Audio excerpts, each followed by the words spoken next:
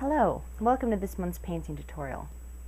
This month I'm going to show you how to paint a beautiful sunrise because I just got back from seeing one myself in Maui and I got some good pictures.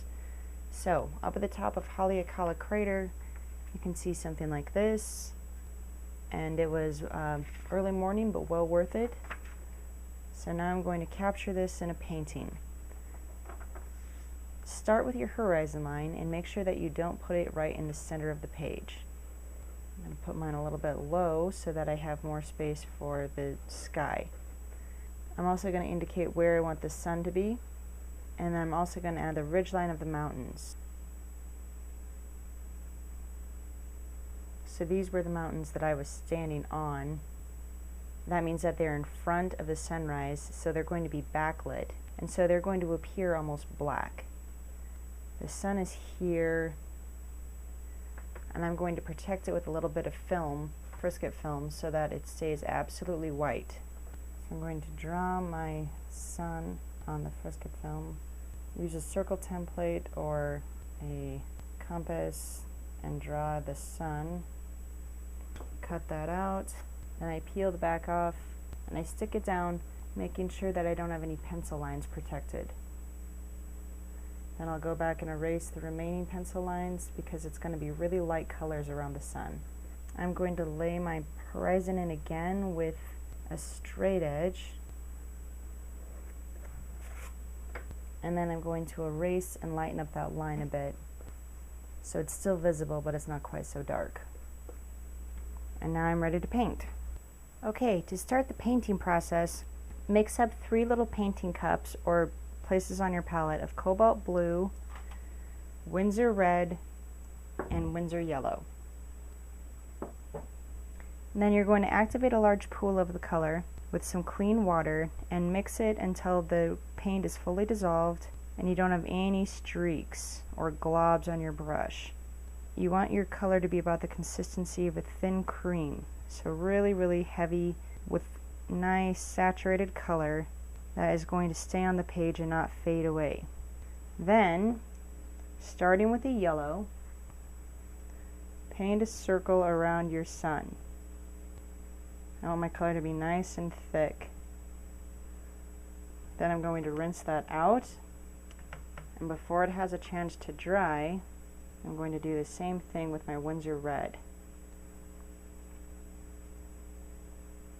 The colors need to touch. Make sure that your painting is straight. Mine was at a slight tilt, which is why it tilted down.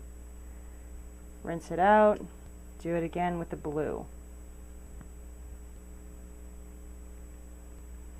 Now tilt your board and spray the surface. Tilt it back and forth, and you want all of those colors to mix together so that you don't have that bullseye any longer. But you don't want to wash the color completely off the page. So this is definitely the trickiest part. I'm just rotating, keeping it always moving until I don't have any streaks. And then, before that has a chance to dry, I'm going to wet the rest of the paper just so that that color can flood out a little bit better. Then I want to do it one more time, just using that same process, but my colors got a little bit dead in the flooding process. So I'm going to bring them out a little bit more. Make sure that you wash your brush out completely between each ring. And then just tilt it again, same way. Get your spray bottle handy. Spray it so that those colors don't just stay in one place and stop moving. You want them to move. So see how the colors are just flooding on their own accord and painting the sunrise themselves. I like that better. There's more vibrancy and there's more red there. So I'm going to go ahead and let this dry, get the tooth of the paper back, and then we'll go forward from there. This is the painting after the first pass, so it looks awesome but a little blasé. We have to fix that. So But we need to add some more pinks under this sun, and then we need to add those dark mountains. So let's start with some pinks and reds. And I'm gonna go in and just plop down some of this. And I'm not gonna worry too much about this down here because I'm going to go in after it's dry and block in those mountains. So what I'm really worried about is getting these pencil lines covered up enough and having a nice, interesting transition with a lot of purples, pinks, and reds. And then I want to keep this ray of light washing down from the sun. So as I paint, I'm going to continually pluck this out again. Pluck it out and pluck it up. I'm going to go in with some more intense pinks here. And I love watching the water paint itself. The watercolors mix and they're just perfect for making things like sunsets. When you paint wet into wet and you give your control away. Let the paint do a lot of the work on its own and come up with its own thing there. The more you can do that, the better you're going to like your results. So add some yellows by the base and just let them spiral out. Tilt the paper back and forth and let them flood down and wash into the purples and into the pinks, and let the water behave just like light behaves. Up at the top here, I want to add a little bit of an orange indicator and let that wash into the purple and into the yellow.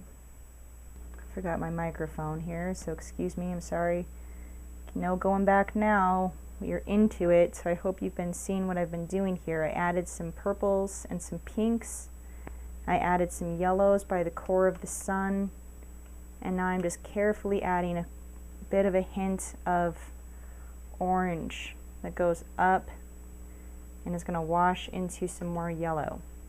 So here we're going to have a little more yellow, and we'll just use some clean water and help to guide it up, but we're not actually painting anything. We're letting the watercolor do the work itself. This is counterintuitive, but I want you to try to focus on painting as little as possible. Really let the colors do the work, the water move itself as it will on your page.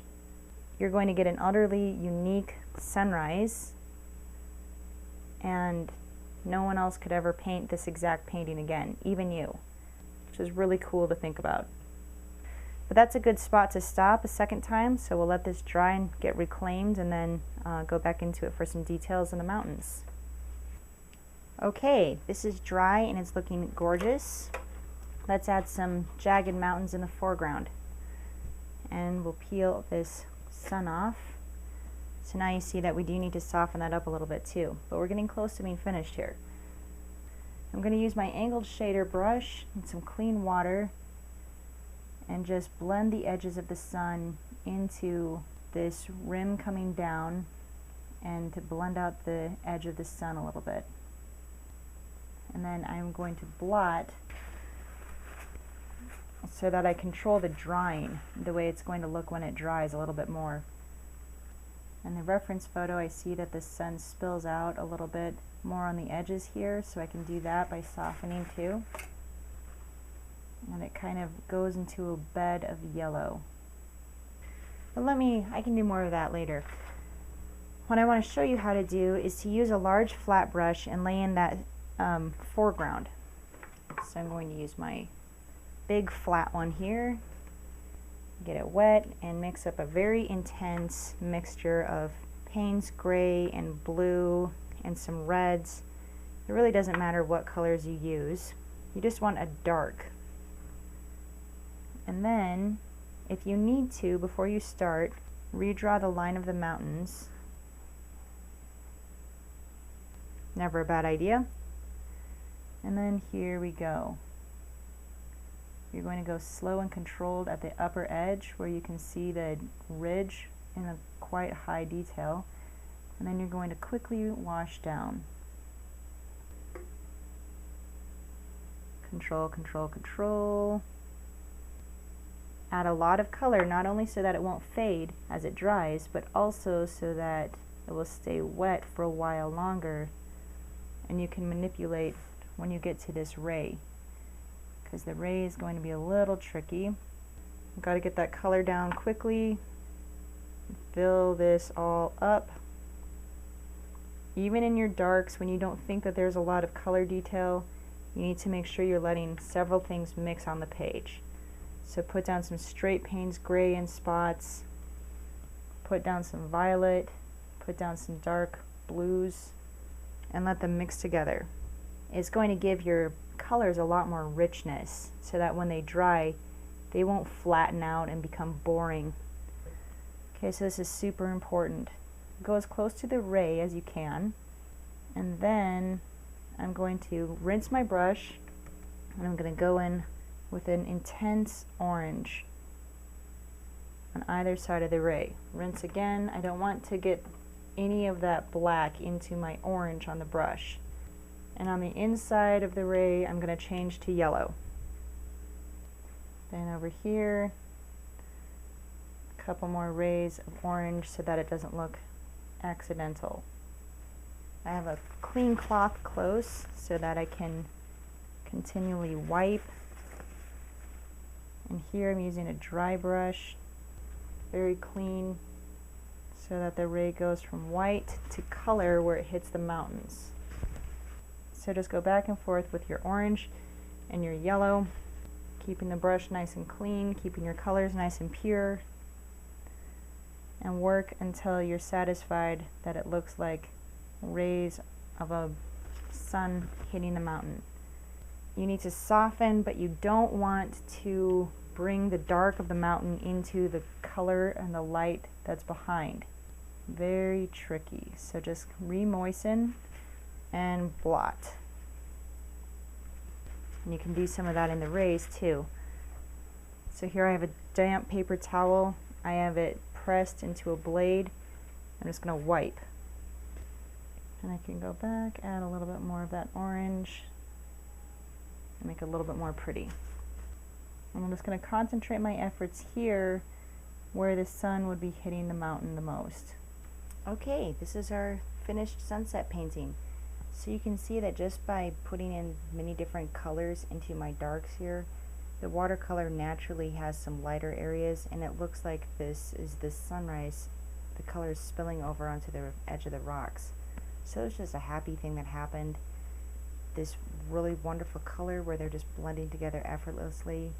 That again was just the watercolor doing its thing. So that concludes this month's painting tutorial. I'll upload my photo that I took on my vacation so that you can paint a sunset as well. So I hope that you've taken away some things that you can use in your own studio. And of course, I thank you so much for watching.